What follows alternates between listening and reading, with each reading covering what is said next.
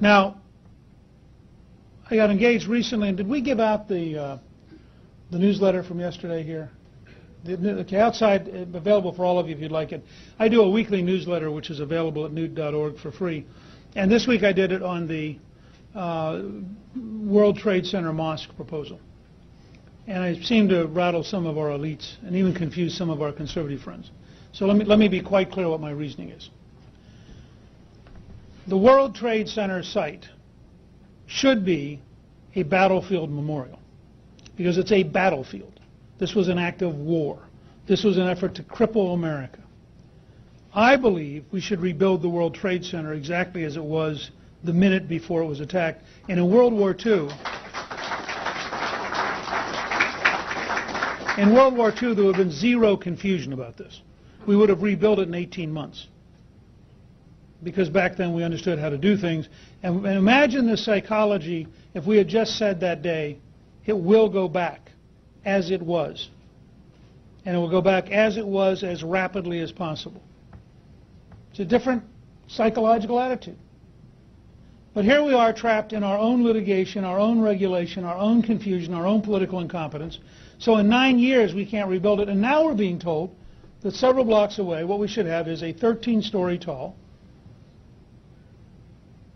mosque and community center, which I regard as a political act, not a religious act. Now I want to make this quite clear because a number of people seem to be confused when I first raised this issue.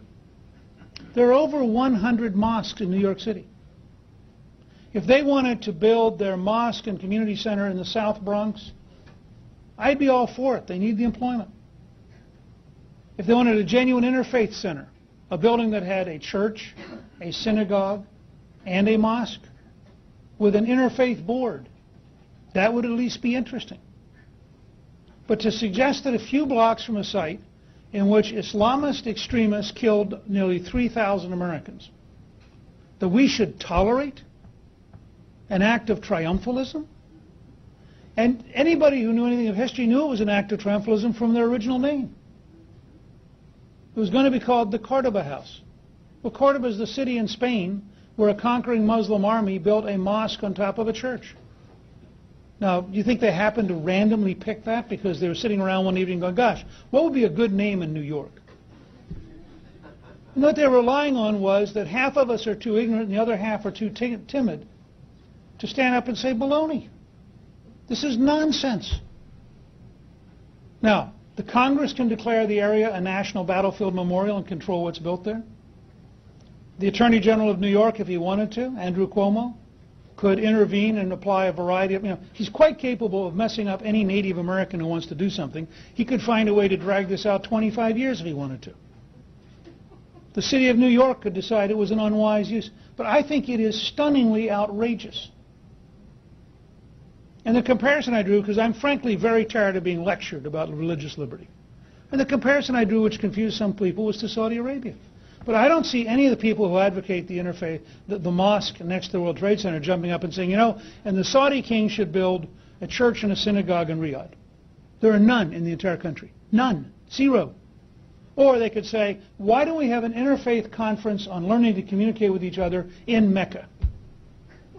Where it is, of course, illegal for a Christian or Jew to even walk in the city.